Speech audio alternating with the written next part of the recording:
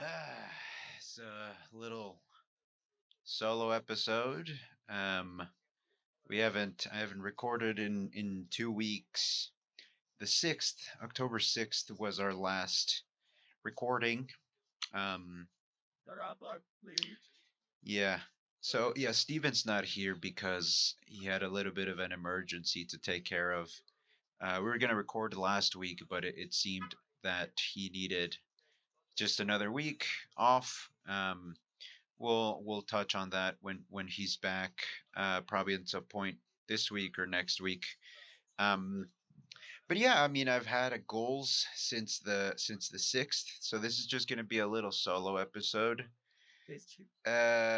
Hopefully I don't lose my mind talking to myself. I'm already feeling weird about it, but yeah. So we recorded the 6th.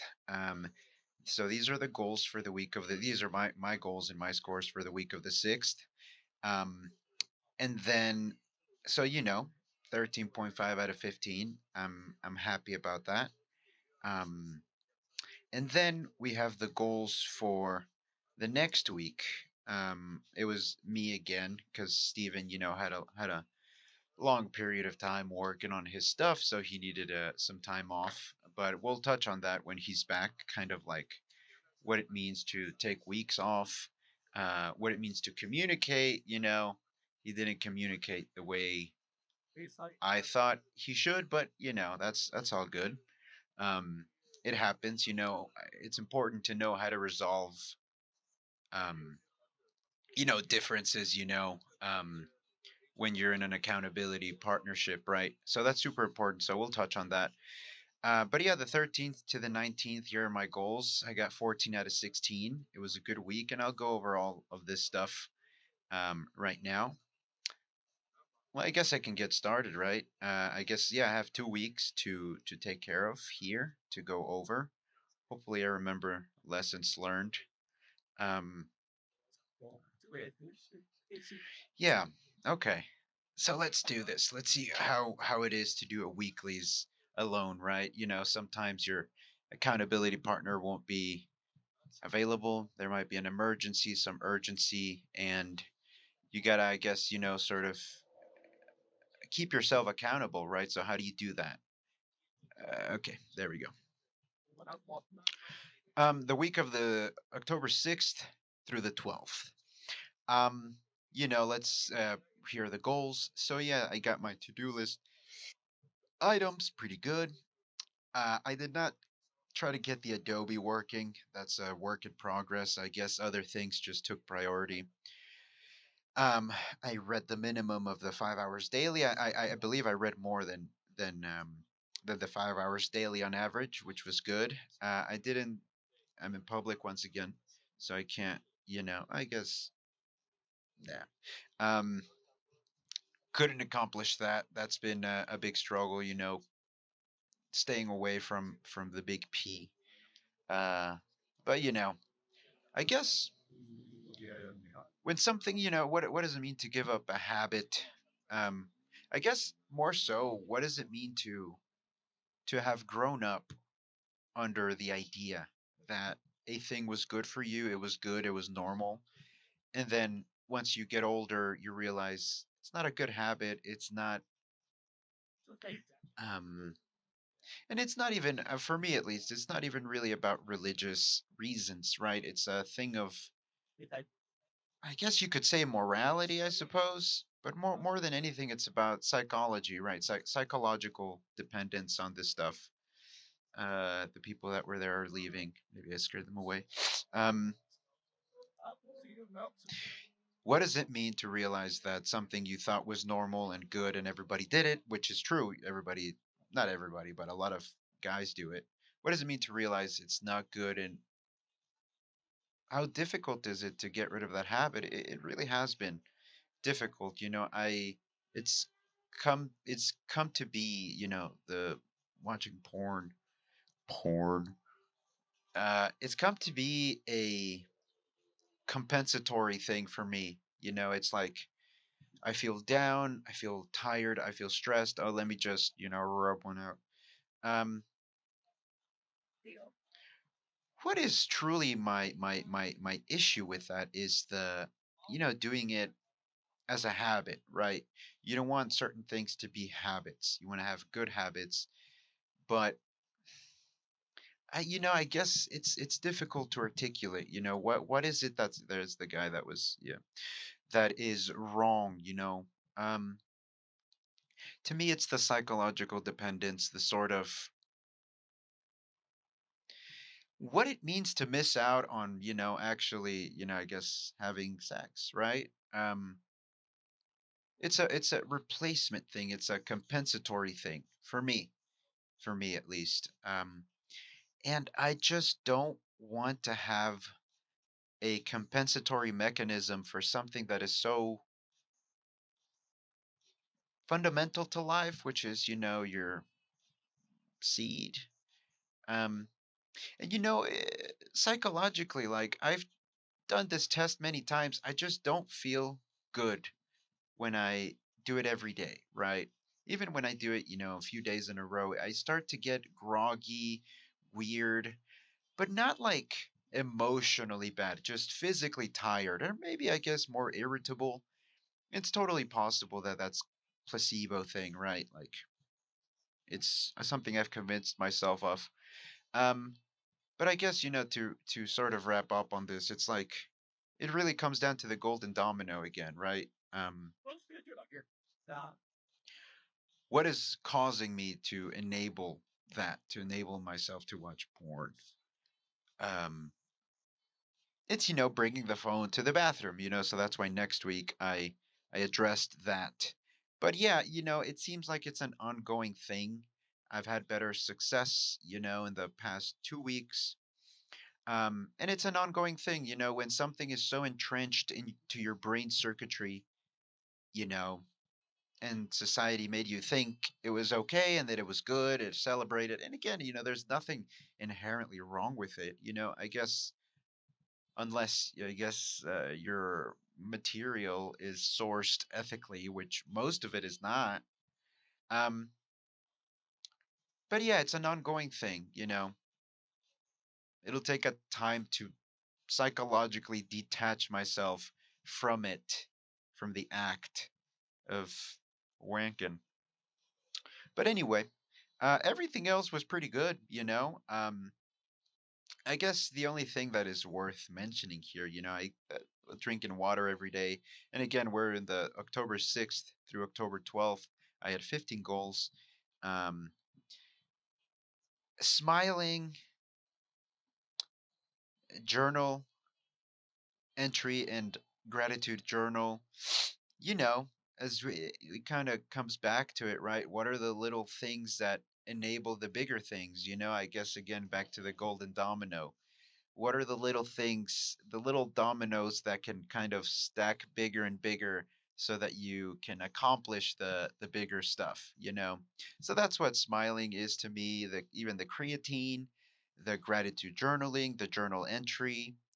I used to journal quite a bit. It comes and goes in phases, depending on what's going on in my life, but certainly something I've been bringing back and it's been making me feel really good, just to put thoughts on paper. Um, and I guess, yeah, the daily incantation, that's just, I recite Invictus, the poem. I don't remember the poet, sadly, but uh, I am still in the call by myself. Um, yeah, you know, I'll recite it. It's cool because it's the poem, and then I added a little stanza by myself, a little original edition. So, out of the night that covers me, black as the pit from pole to pole, I thank whatever gods may be for my unconquerable soul. In the fell clutch of circumstance, I have not winced nor cried aloud. Under the bludgeonings of chance, my head is bloody but unbowed. And every time I say those lines, I raise my head.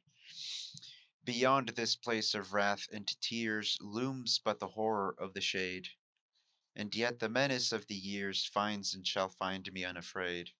And that last line to me, the menace of the years finds and shall find me unafraid, it's something I've been struggling with to accept, to really embody. The menace of the years. I guess I take it to be the menace of the future, you know. Um, and this is the stanza that I added, right? So it's and the menace of the years finds and shall find me unafraid. My edition. For only once I am alive, where faith has sung for thousands more.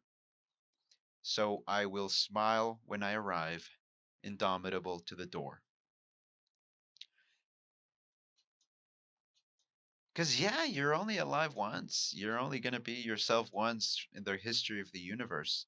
In the billions and billions and trillions of years till the lights of the stars go out, there will never be somebody, you will never be again. And so that puts a perspective on life. It's kind of scary, but I think, it's worth keeping that. It's a cooler version of YOLO, I suppose.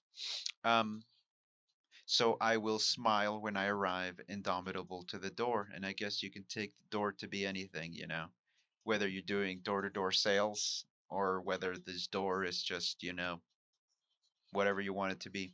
Smile. And then, of course, the grand finale. It matters not how straight the gate, how charged with punishments the scroll. I am the master of my fate. I am the captain of my soul. That shit hits different.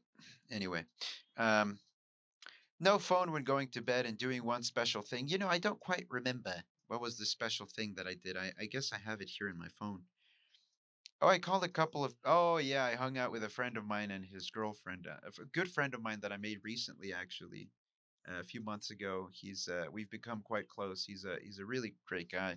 So I hung out with him on Saturday. It was quite a beautiful night. We hung out, him and his girlfriend, and I was third wheeling, and yeah, it was good. It was truly wonderful. So that was my special thing that I did. It's interesting. It's hard to talk about weeks other than the last. Kind of makes you things get murky. With so many goals every week, you kind of forget the past. So it's a good habit to kind of look back through your goals with your accountability partner. Through your calendar. I use Google Calendar obsessively, so and I always label what I did, even if, taking a poop, if it was a particularly momentous poop, I remember it and I color code everything.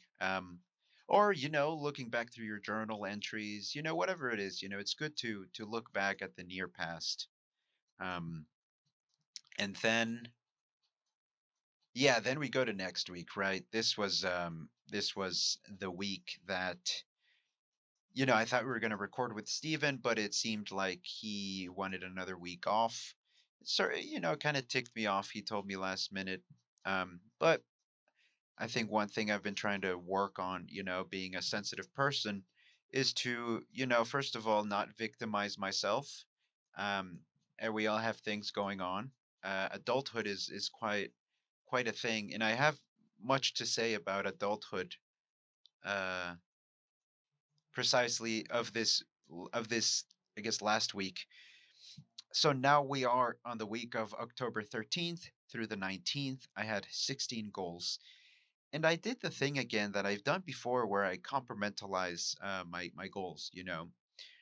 And I guess categories are important.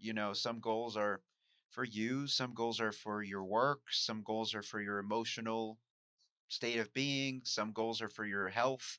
So I think it works to compartmentalize without overcomplicating your goals, right? You can subcategorize things on and on and on. I think it's good to, find a digestible, sort of fathomable unit of things, of categories. So with work, yeah, so I guess, yeah, let's go through it and we'll get to the more interesting stuff. But I guess it's good to again look back, and this is what we do with Steven, right? What I do with Steven. I did some to-do list stuff, very good stuff. I did the thing again that I told myself not to do, which is instead of giving myself the goal of reading a certain amount of time every day on average, I did the thing again where I'm like, read this amount of things, read this amount of hours. And I got a black dot. I didn't make the 30 hours. And it just goes to show, maybe to me, that even if it's the same thing to say, read 5 hours or 6 hours a day on average and read 30 hours this week, it's the same thing, but just the very phrasing of it, the very words that we use, the very units of things that we use can, to me, dramatically affect the result, you know? And I've said it before, when you start a Lego set, you know, if you want to build it, you don't look at the picture in the front. You don't look at the result. You look at the page by page in the manual. And I think even though they'll both take you to the same thing technically, the manual's there for a reason, page by page. So didn't quite make it. Focusing up last push and focusing up last push that was about like again accepting that I'm gonna take my big exam at the beginning of December. My time's running out to prepare for that. I'm reading. I'm not gonna say voraciously, more like hungrily. No, I'm reading some fantastic things. Absorbing a lot of. I guess I would say it's provoking a lot of thoughts and reflections and other stuff. And I gave myself a black dot because I wasn't focused up. I it wasn't I didn't embody the sort of urgency that one would wanna embody when going through that, sprinting to the finish line, and surfing the wave, following the schedule. That was just about like, I always start out my week with my Google Calendar, what I have to do, the things I have to do, pick up my sister from work, pick up my brothers from school, either or, doctor's appointment, mechanic, dentist. So that goal was about like surf the wave, like, because you want to have, it's all about balance, right? I want to be somebody with habits, with routines, with rituals. I want to be somebody who does the thing every day that I have to do in order to achieve my goals. But it's a double-edged sword. You can become crippled by your habits, rituals, and routines, because if one of the dominoes is not knocked over, then nothing happens, right? So, and there's a great allegory, Confucius, I don't know, that, in a big storm, windy storm, the the skinny tree survived, and the sturdy big tree fell apart. Why? Because the flimsy little tree was able to be flexible, and the big tree was rigid, So, all to say, my goal there was to navigate the little things outside of my normal schedule and still follow the accomplish the goals, right? Follow the schedule. And that didn't happen to the extent that I was hoping. I was gonna say something. Uh,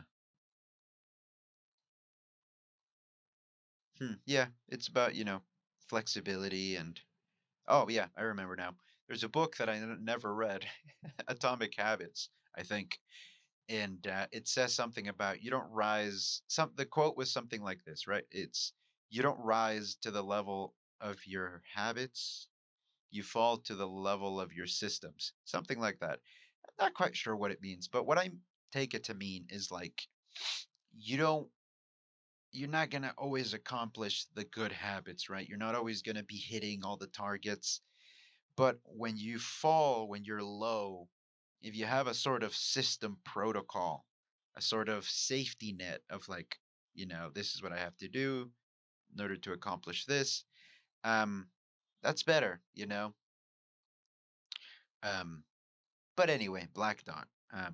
Then next category, which is my dailies, right? I always have my dailies. My weeklies is composed of my dailies and of other stuff.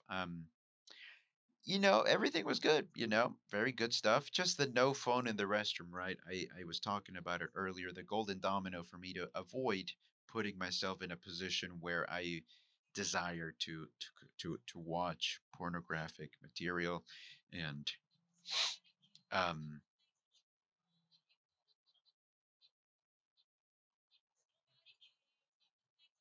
engage and engage in I was trying to come up with something funny. Nothing is coming out. No fun in the restroom, and it worked for a little bit. For the days that I did it, it worked quite well. But I succumbed, to the desires, And again, this is again maybe going back to the domino metaphor. The dominoes are very powerful, but they're also very easy to move, especially the small ones, right? Um, it's so easy to give in the moment. We've talked about this with Steven, the self that we are before we embark on a on a on a journey, on the week, the self that you are on Sunday versus the self that you are when you are trying to not do a bad habit or do a good habit. It's interesting, how, yeah, maybe that's discipline, right? But I think more than discipline, it's about, I don't know, maybe it's the unavoidable consequence of a human's flawed memory, right? If I remembered exactly how I feel when I'm writing these goals, and the moment that I'm in the bathroom and I have my phone, I'm about to go into the bathroom, I have my phone in my hand, and I'm like, if I was able to take myself back and remember all the things that I was feeling, um, when I was writing down the goal to not take the phone in the bathroom, then I would never take the phone in the bathroom. But human memory is faulty, so it's so easy to, the human brain has an uncanny ability to justify everything it does. Um, but hey, it's a black dot. It's not an X. Certainly something to work on. Um, but I was happy that I made some progress. Right, I identified the domino, and I was able to place it a few days. Um, and yeah, the loft, right? Because lofty pursuits, those pursuits of the mind, of the heart, and not of the genitals. Unless your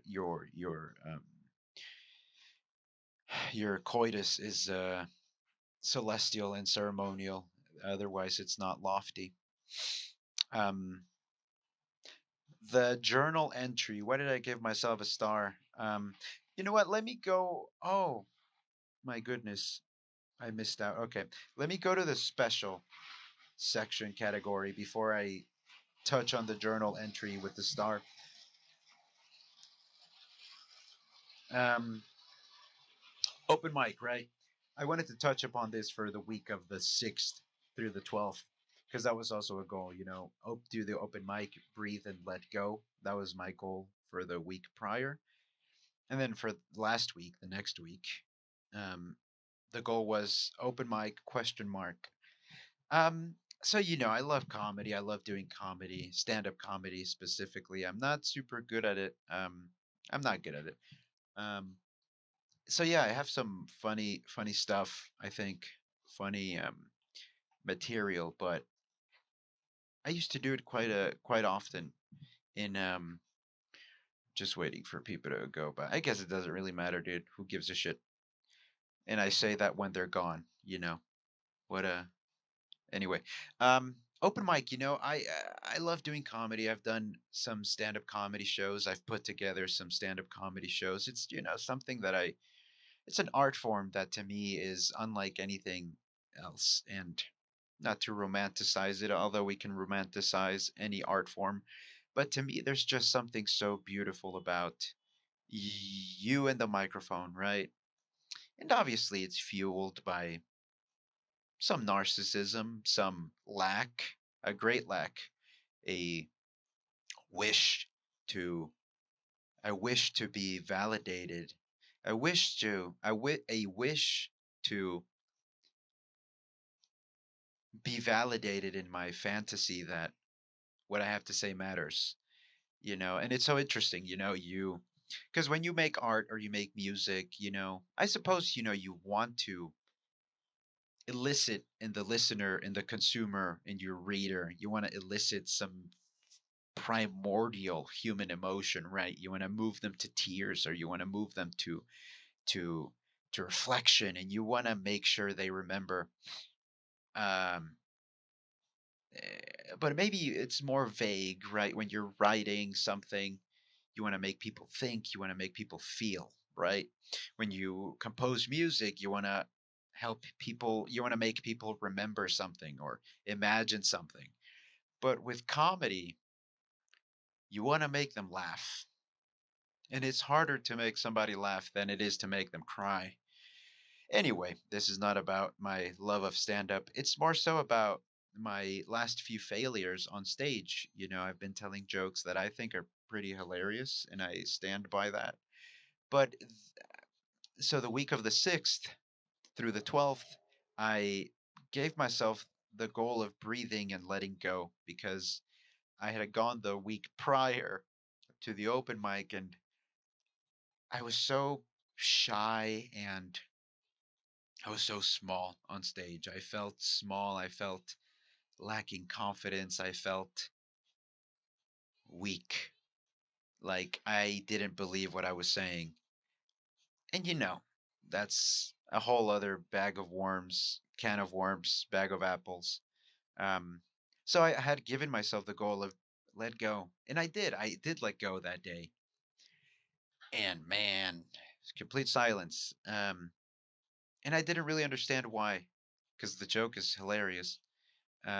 It's r- edgy, racy. It's about race, but I don't know. They didn't laugh, and that was a blow to my confidence. Because I've done this joke in the East Coast, and it worked nice.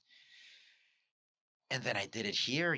Maybe it was the club, maybe it's SoCal, maybe it was me. I haven't done comedy in a while. I'm rusty. I'm not good. Whatever it was, it felt like shit to let go, and to still bomb. But I did the goal. I did do the goal. So the next week, the 13th through the 19th, I put a question mark, because I was like, okay, if being shy and minimal and small didn't work, and being and letting go did not work either, then what am I doing? What is the what is the thing that I have to do? Because the material, it's not great, but it's not bad, And I know I'm funny. I know I'm funny, because I make myself laugh. And I guess more important, I should say the distinction. I know what's funny. I know that. And that doesn't mean people are going to find that funny, but I know what's funny. And so I did the open mic again, and I kind of bombed as well. One guy was laughing. Um, I tried to do more intimate material as opposed to like jokes. I talked about being Mexican, talked about what it was like to be undocumented, and I did a Mexican accent, and the host at the end, fucking bitch, she was like, "Oh, don't do that. That's racist." And I guess it made me realize, because it had me very upset. I did my jokes, I did something more personal, I did an accent on stage, which is not something I usually do, and then this girl brought me down. And maybe I'm again victimizing myself again, right? She has every right to say whatever she wants. I mean, who am I to not take, you know, whatever. But it made me feel really upset, because I was like, I'm Mexican, I was born there. Just because of the way I look or the way I don't look, I can't do an accent. But again, I did it. I did the open mic, and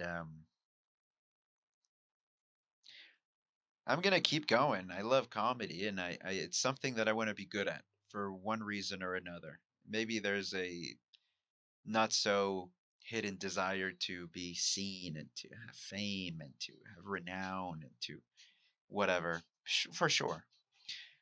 But it's also something I want to be good at. There's a power to commanding a room. It's a valuable skill. Or maybe I'm just rationalizing things. But yeah, I and on with my special category. I earned myself a treat on the weekend. Did I? What did I do? I did do something special with my brothers. I took them out to eat. That was nice. Earned myself a treat.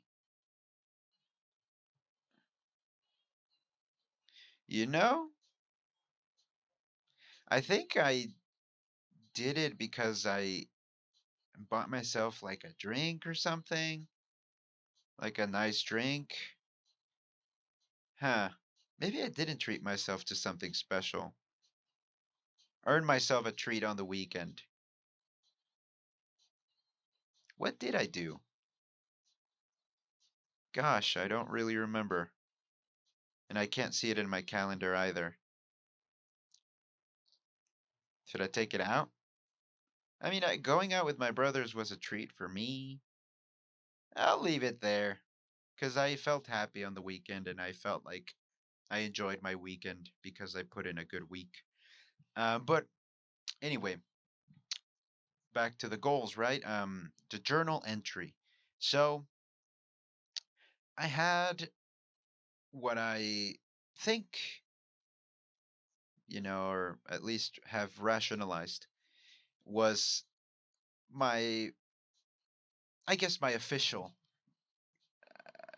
crisis of adulthood. Um, I realized that, I'm 26.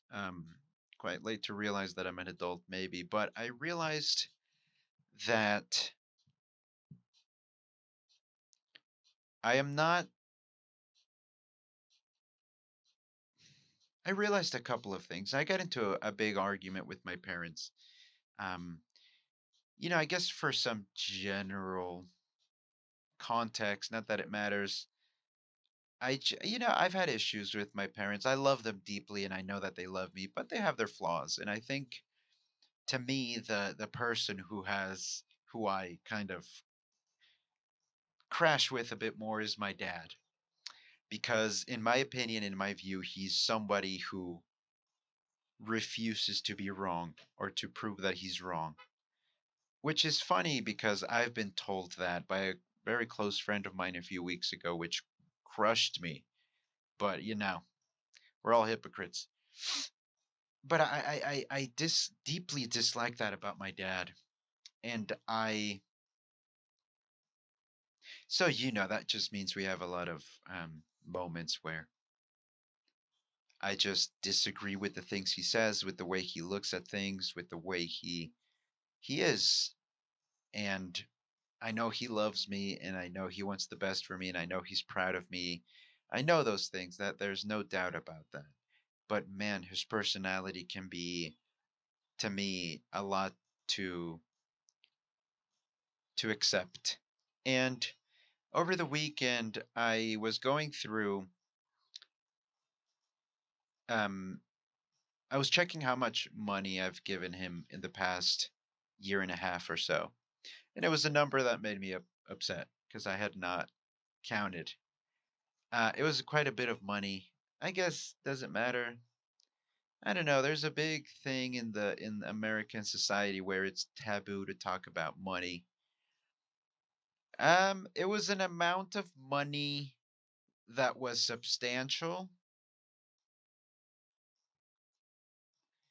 not like crazy, right? But it was substantial. It was enough to make somebody my age go like, damn, you know.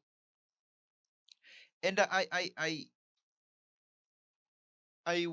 told him, I was like, hey, I'm pretty upset at this because I feel like this is not fair. I feel like I essentially told him, like, you get so much out of life, and you haven't given me back this money. And, impossible for me to recreate the conversation, the emotions, all that stuff. But we started getting into it, to the arguing.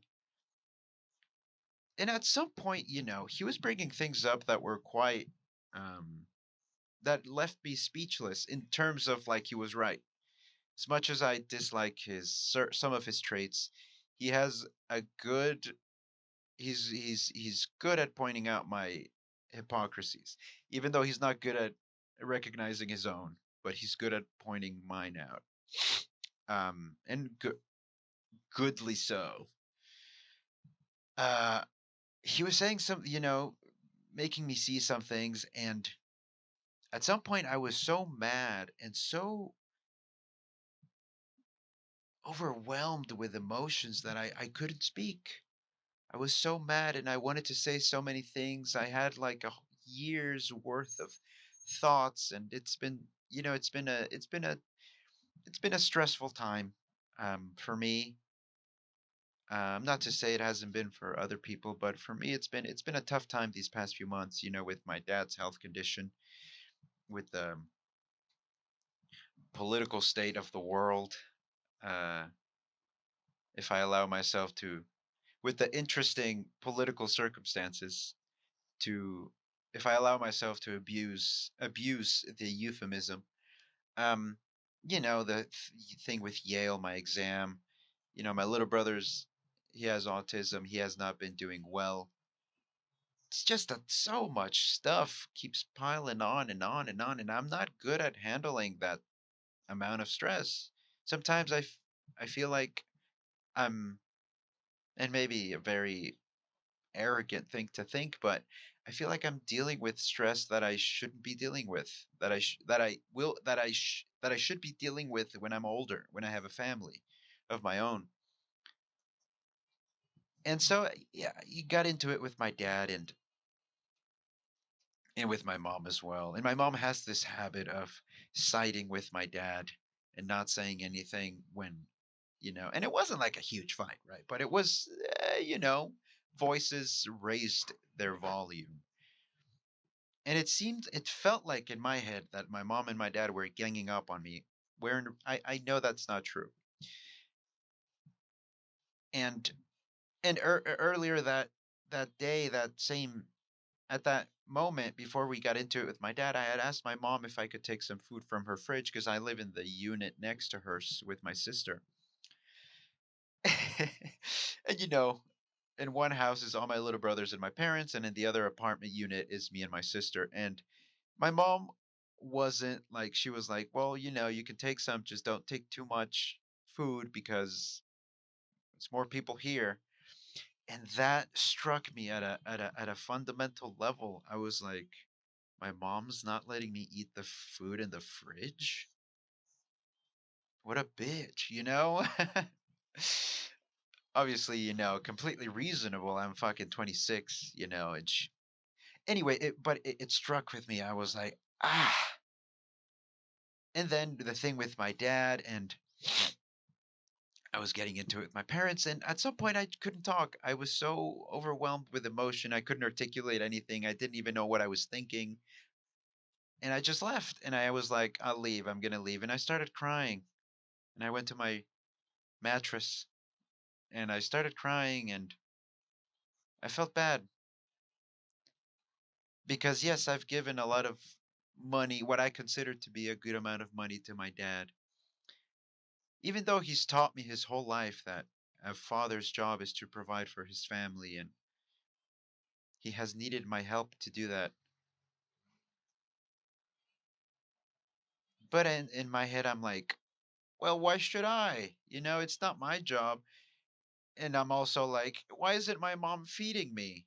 Why can't I take food from the fridge? Why aren't things fair? And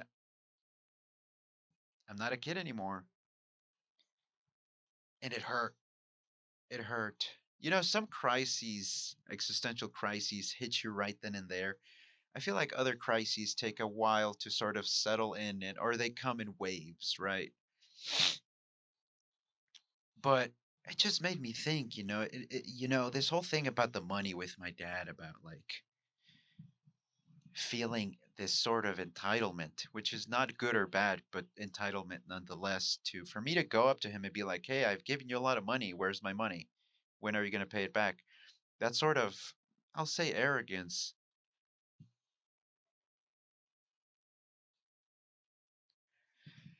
It was infantile, and it brought me back to something I talked about with a good friend of mine. I haven't talked to him in some time. Good friend of mine. Because I've been helping my parents out with money for some time. Things haven't been super easy financially, at least up until recently. And my friend told me this. He said, "Isaac, when they're gone, you'll wish you had helped them out more." And man, a few years ago that struck me. I was like, he's right. I will. And it affected me deeply. And yet here we are a few years later. I'm like, I'm upset you haven't paid me back. Is it fair? No, it's not fair. I shouldn't have to give money to my dad. No, I shouldn't. But my little brother, when he was 11, he told me that the only thing that is fair about life is that it is not fair.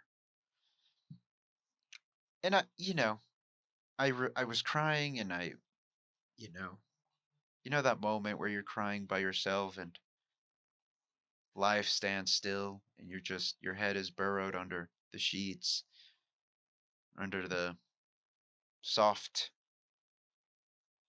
touch of your and the soft and wrinkly touch of your bed sheets, and you're just in this little cocoon, and you're just there, and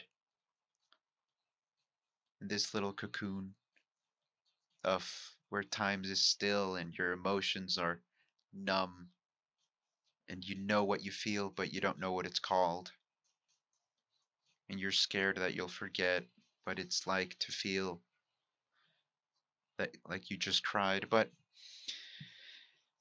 I the next thing I did is kind of take an account of all the things that have been going on in my life. And I sent a message to my dad, and I said, "Hey," to my dad and my mom. I was like, "Hey guys, um I offer my apologies for acting the way I did, and I'd like to take I'd like to take the day to think about what I'm actually thinking, what I'm feeling, and yeah." And my dad, he said it hurt him, you know, it said that, he hates to see his children cry. And he told me, it sounds like you're having your first or your official adult existential crisis, realizing that you're not a kid anymore. And I wonder, if he hadn't told me that, would I be calling it an existential crisis of adulthood right now? To what extent did him telling me that kind of paint my feelings? I felt like calling it an existential crisis of adulthood. I think those few words somehow captured the majority of my cloud of feelings.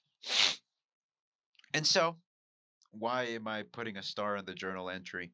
I went to my coffee shop here, Starbucks, and I wrote my parents a letter. Just, there's something unique about putting things down on paper, right? As opposed to thinking or saying them out loud.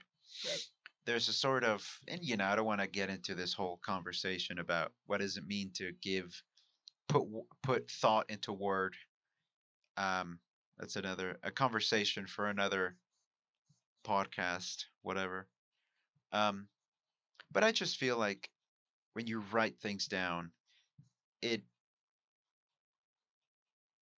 enables you to express certain things that you can't when you talk. Um, And as I was writing, I said a few things. I don't want to go over the whole thing, but I think two things that stuck out to me that I was able to write down. And sometimes you write and you don't know where it's going, and then you find something interesting. I wrote One of the things that I wrote was that I feel like I'm on an inevitable path to becoming Ebenezer Scrooge. I'm terrified of one day looking in the mirror and seeing an old man who regrets his life. And I feel like not only is that my biggest fear, I fear that I am going to become that it's inevitable, that it's going to be some self-fulfilling prophecy. I put in the letter that I feel like I'm in a car driving down a road that I don't want to go down into, and I try to turn the wheel, I try to hit the brakes, and I try to slow down, and I realize that I don't even know how to drive.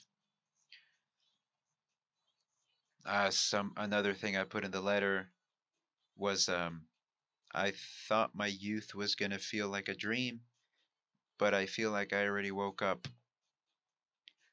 Turning 26 was a for whatever reason, for it just made me feel old, made me feel like reminded me of what little things I have accomplished.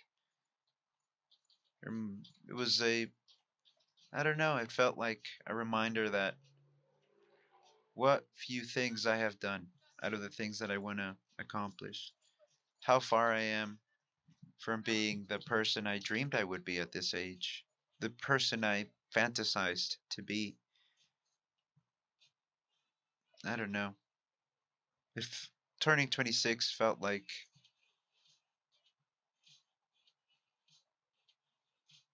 make made me feel like I'm on my way out of my youth. And that's maybe not so ridiculous. Maybe it is ridiculous. I've certainly heard from many people that that's not the case. I have a full life ahead, but I don't know. I wrote things down on this letter to my parents. It was a long letter. And another thing that I wrote, which is kind of crazy. Man, I'm just going on and on. I wonder if Steven were here, if I'd be talking so much about this. But one of the things that I wrote, one of the my insights about money, right? Why does it hurt me so much to lend money or to give money to my family? Um, and that's a big question, right? Part of it is, I feel like my dad has spent his whole life, pressuring me with good intention, with love, into being a certain conception of a man, that fit his definition of a man. And he always told me a father provides, and like, well, does a father take from his son? You know? So that was part of it. And I know I'm framing it in a very self victimizing way, maybe, or a very self serving way. You know, Many things can be true at once. There are certain obligations that are not fair. Um, but with money and me and generosity and because I am a cheap guy, for sure a cheap guy. I'm a very cheap guy. Not always, but most of the time I am cheap. I always try to find ways to save money. I always try to find ways to make more money. And I realized in this letter that saving money to me has become a substitute to the things I haven't accomplished. It's a sort of way of like, I haven't accomplished what I want to accomplish in life, and I feel like I'm never going to accomplish these things. But I have money saved. I'm good at that. I'm good at saving money. And that sort of money has become a compensatory thing for something very fundamental to me, which is my general state of dissatisfaction with what I haven't accomplished or with the lack of things I have accomplished. And money over the course of the last few years has become a possession, not a means to an end, but a possession. a thing that I have that I own. And yeah, I've been reading a lot about capitalism, and the what are the social relations of property? What does it mean to what is property? What does that even mean? But anyway, there's just been this bitterness and self dissatisfaction brewing within myself that I've begun to project onto others and has become a way to protect myself from fully accepting that I haven't accomplished what I want to accomplish. I am not who I want to be. And that hurt, seeing that money has become that to me, that money has become a possession, that money has become a reflection of my self-worth or a compensation of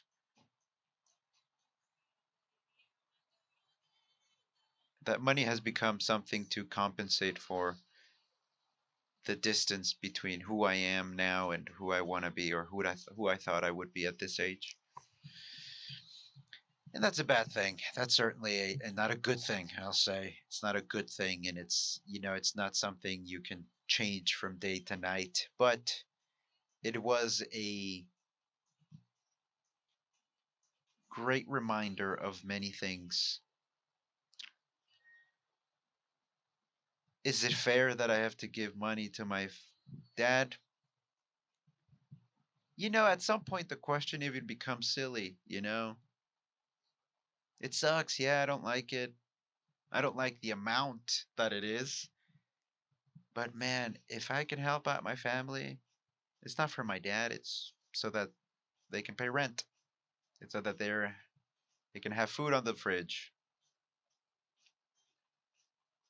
We don't get to choose the obligations. Not all obligations are fair, but they are maybe they're not obligations. I'm not obligated to give money to my family, but if I can help them and I have everything that I need, which I do, you know, then god damn it, what a blessing that I can help my family. And look, maybe I'm rationalizing this and I'm being manipulated by my dad. Uh, but I guess, you become an adult and you realize it's easier to find a narrative, find a story that fits and that makes you feel good. And it doesn't mean it's a bad thing. There's a million ways to interpret what happened to me with my parents and the letter and all that. There's a million ways to interpret it. There's a million ways to make myself the hero. There's a million ways to make myself the victim. There's a million ways to make myself the villain. But I'll go with the version that gives me the most peace inside. Um, so that's why I gave myself the star of the journal because I wrote a long letter to my parents because I arrived at some really interesting and even if sad, um, useful insights about myself and about this sort of path that I'm on, which sometimes I feel like is toxic to myself. It's very bitter and angry and mad at life's at mad at how unfair life is and how I how quick I am to blame life rather than take responsibility for the things I do and for the things I want to do. I need to pee really bad. Um, nice. Um, anyway, go back to the goals here. The week of the 13th to the 19th, it was good. It was a good week. I was happy. I in my last category was to get Adobe working, and I did not make time for that.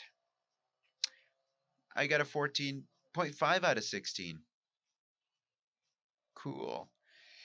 Uh, that's better than last week, you know? Uh, I think, these past, what, 3 weeks have been pretty good score wise. I'm happy. Uh, I'm happy. I'm proud. I'm happy. And, I didn't masturbate today, so that might be it. Because I didn't take my phone inside the bathroom. I did when I was shaving. Oh, I shaved. Yeah, that's a thing. Yeah. Anyway, new week. This is the week from the 20th to the 26th. I don't think Steven's going to have goals this week either because of his emergency. He can decide to share if he wants to when he's back. It is not in my place to do that. But I even told him, as peeved as I was for him missing out on 2 weeks in a row, I told him, you know, life gets in the way, and yeah, I hope everything turns out well. Um, anyway, this week I categorized my goals again. I have 18 goals. Here they are. I'll read them out, I suppose. I have, oh my goodness, it's 10:20. Um, as in PM, not as in October 20th. Um, it is October 20th though. It's 10:20, 10:20 right now. 2025. Okay. Um, my dailies, I want to wake up early. I've been taking my sister to work, and what happened a few times last week is that I take her to work early and then I come back home and I sleep. Not a good thing. I would rather get the day started. Um, Overcome the sweet serenity of sleep. Start the day with energy. Become the performance. This is all flashy way of saying when I'm taking my sister to work, instead of being all groggy and sleepy and sort of lingering in this sort of warmth of post sleep. Um, kind of start waking up. Like, hey, wake up. You can take so much more advantage of the day if you wake up early. Uh, I put gym 5 times because last week I only went twice and I could definitely felt the mood. Yeah, I definitely need to go to the gym. I have to. Creatine every day. Um, I encourage you to look at the benefits of creatine, but I am not suggesting anybody take anything. Um, Reading 6 hours a day, instead of 30 hours a week, 6 hours a day. Today I read 5 hours and 35 minutes, so I have that's a good start to the week in my book. Oh, this is an interesting one. I am gonna do this thing because there's been days where I don't smoke until like late in the afternoon and I feel fine. So I'm like, that's a good way to lower the number of cigarettes that I smoke, right? I won't have my first cigarette until 1 p.m. And the goal is, this seems like a very doable goal. So my goal is, to push back that time so I could smoke less. 3 bottles of water daily because I feel like last week a lot of those days were 2 bottles of water, and I'd rather drink 3, so I put 3. Tasks, another category. Buy my plane tickets for New Haven. That test is getting near. I don't know what the fuck I'm gonna do. And do my to-do list items. I have a couple of things to do. Habits: no phone in the bathroom. Um, Very well done today. When it came down to the shower and the bathroom and the pre-shower, no phone was present. No podcasts, only music. That was I'll rephrase that. I'll put minimal podcasts. I just love a nice podcast, but a lot of it is just stupid things. I think there's more useful ways to spend my idle moments in the day. So, more music. I haven't listened to much podcast today, maybe like what, 15 minutes worth, which, um Loft,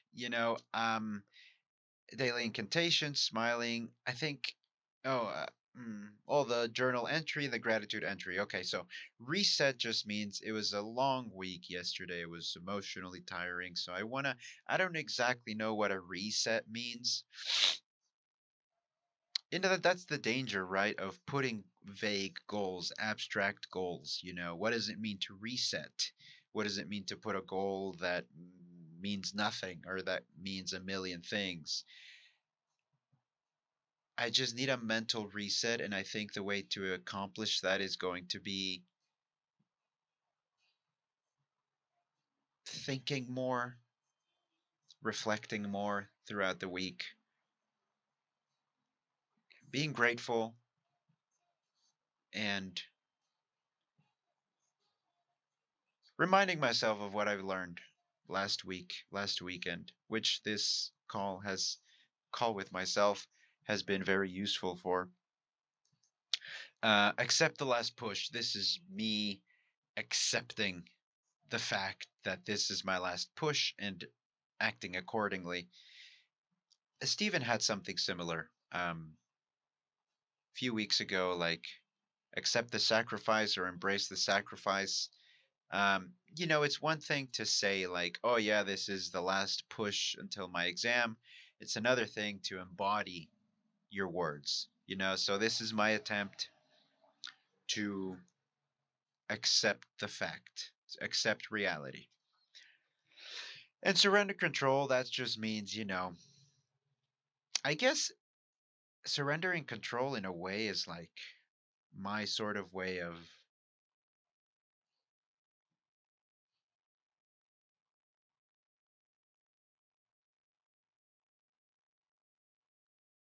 embracing adulthood, embracing the fact that some things are outside of my control. When you think of a baby thinks its mother is part of its body. A baby's all about control. Babies are control freaks. Babies want to control everything. They want food. They they when a baby's hungry, they think they cry like they're dying. They probably do think they're dying. So it's about like detaching myself from this more infantile, if not just immature logic of being able to control things. It's about, what? It's not even about surrendering control because I never had it in the first place. So maybe embrace. You guys are seeing the final version. Right now it says surrender control. I'm going to put embrace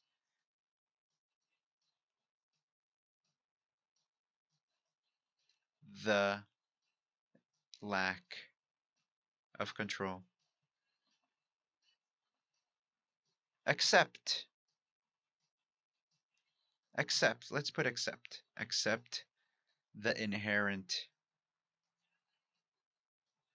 lack of control in the universe. That's too long, though. Accept the inherent lack of control of the world, of the universe. And a little extra goal. And as we've mentioned, when you put a goal as an extra thing, it is not part of the number of goals that you have, but it is. Hold on, hold on. Yeah. You're supposed to fit like 3 minutes. Okay. Yeah, I'll pack up right now. Yeah.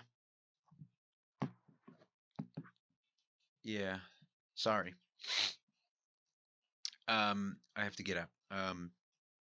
Try to get Adobe working. When a goal is your extra, it is not part of the number of goals that you have, but if you do accomplish it, it is an extra point that you get. Name of the episode. You know what? I like accept the inherent lack of control. All right. I will see you next week.